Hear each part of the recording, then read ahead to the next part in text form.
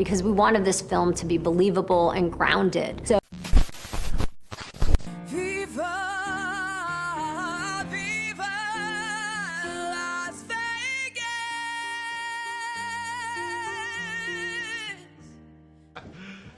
You serious?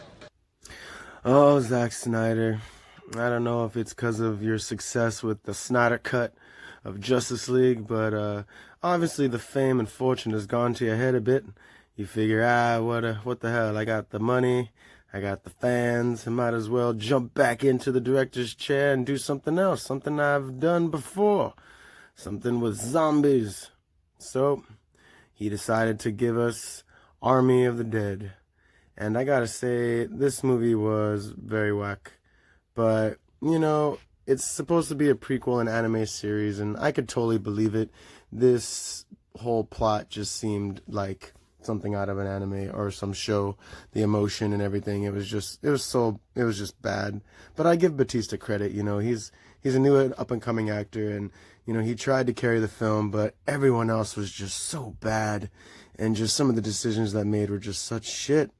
But pretty much the plot is that Vegas gets overrun with zombies, and some shady Asian businessman needs his money from Vegas because, you know, like every rich person, they leave their money lying around. So he hires Dave Bautista to put together a team for $50 million to go into Vegas, into the heat of the action of all these zombies, and recover his money before the city is nuked, because of course the town is fucked.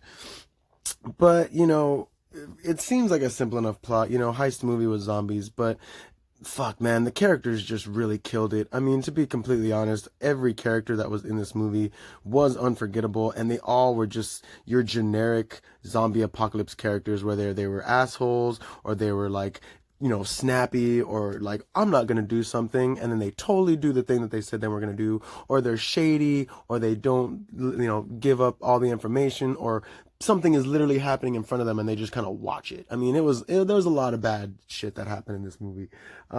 But, you know, they end up going, Batista ends up having to bring his daughter along because her friends, end up sneaking into Vegas, you know, which is also deemed the quarantine zone. They sneak into Vegas to try to find, like, their friends or some, I forgot what they even went in there for. But so she pretty much tells Dave Bautista, like, she's either going in with him or without him. He can protect her or he can let her die. So of course he brings her, and she pretty much gets everybody fucking killed. I mean, her character is literally the worst character written into a zombie film, and that's saying a lot because some characters do dumb shit, but this girl did some dumb shit, and, you know, a lot of the characters did, but damn, or they were just assholes and shady ass characters. But so the zombies in this are not your typical zombies. They're, you know, fast zombies. They're the, you know, ever since World War Z, and, you know, I forgot what other, there was another zombie movie where, like, zombies were fast moving. There's, like, tons of them on Amazon and Netflix and shit now. But, you know, once that hit, it was kind of, I kind of gave up on zombie movies because they're fun and all, but you might as well just make creature movies and, like, scary monster movies, legitimate monster movies, not like Godzilla monster movies. I mean, like, actual, like, The Thing monster movies, because zombies are gonna sooner or later get outdated and no one's gonna give a shit anymore, because now they're like, you know, they can kind of speak and understand each other, and they can run and organize and fight. It's just like, what? Like, all right, I guess. You know, it's just not, it's not the zombies that I grew up with, and I don't feel like that should be a zombie in general, but whatever. So pretty much, I'm going to get into spoilers now because, you know, the movie culminates in kind of like a lot of nonsense. It doesn't end on a good note, that's for damn sure. But, you know, let's get into the spoilers. So, for one, I will say that this nigga right here, this guy is definitely the coolest guy in the movie, because he actually, one, goes toe-to-toe with the alpha and doesn't die. Technically, he gets bit and he survives the movie, which is cool because I'll give Zack the credit. Every black guy dies in the movie, and I thought he died because the way that they show his character, like the way they kind of assume that his character dies, it's done really well, but he doesn't die, so it's pretty cool. You know, I guess that's one of the things I did like, but probably the only thing I liked. But what I didn't fucking like is that the zombies literally felt emotion. I mean, the zombies, like, I think the alpha and his queen had like a kid and she was pregnant. So that's weird because zombies don't get pregnant. Like, what the fuck? Really? Like, nah. It's just too awkward. The whole reason the zombie even gets out, the alpha gets out and breaks and like destroys Vegas is because some dude's getting a blowjob on the highway and crashes into a military convoy. When does that ever happen? Wouldn't there be like a soldier on top of like the tank, like who can like who has a good like 2-mile view or a mile view ahead where he can like say there's a fucking car coming? I mean, come on, There was one scene where one of the girls died and literally everyone kind of like watched her die, even though she was betrayed by someone in the group, and she doesn't even tell them that like, hey, this fucker betrayed me before she dies. She just kind of like dies, takes the secret to the grave type shit. It made me so mad. The daughter, like I said, one of the biggest gripes I had with this film. Oh, I guess real quick, there is a zombie lion and a zombie tiger and a zombie horse in this film, but at least the zombie tiger mauls the shit out of someone, which was fucking awesome, and he deserved it. But the horse was pretty stupid. But the daughter, the reason that I say also that she was the worst fucking character is because the whole reason this movie goes south is because she goes into the quarantine zone with Batista and the group because she wants to find her friends. And she does. She finds her friends and she gets 2 of them killed. No, she gets 1 of them killed. One of them, so there's 3 that run away, or 2 and they find 1. I forget how it culminates, but there ends up being 3. 1 dies, the second one dies, and they take the 3rd one and they actually escape with the 3rd friend.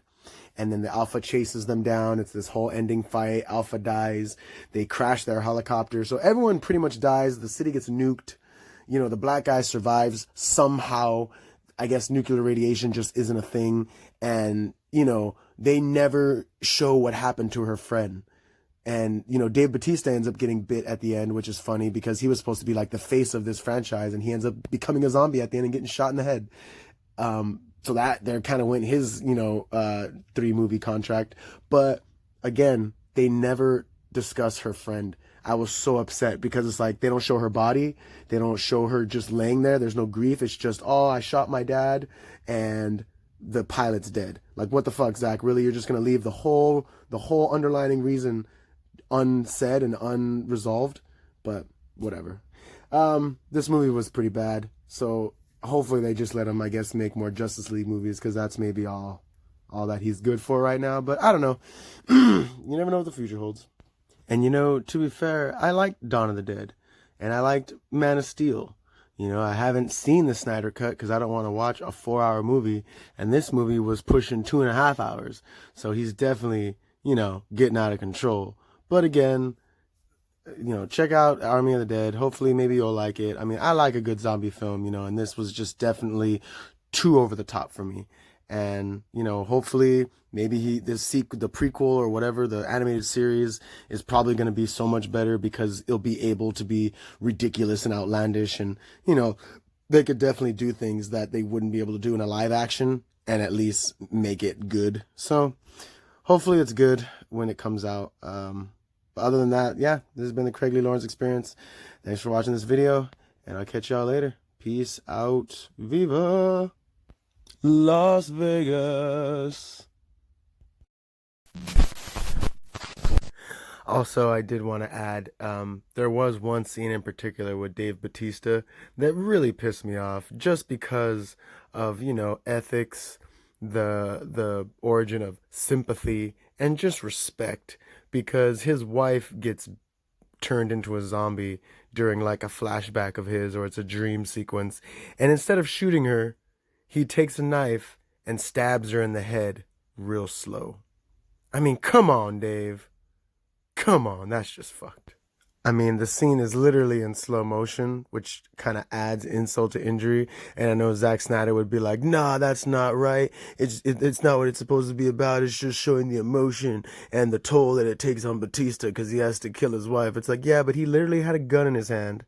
He could have shot her in the head, 1 bullet, end all her suffering, but he drops the gun and really slowly stabs her in the head. I don't care how much money you got, Zach, or what you can do with the camera. Some things just don't need to be put into films.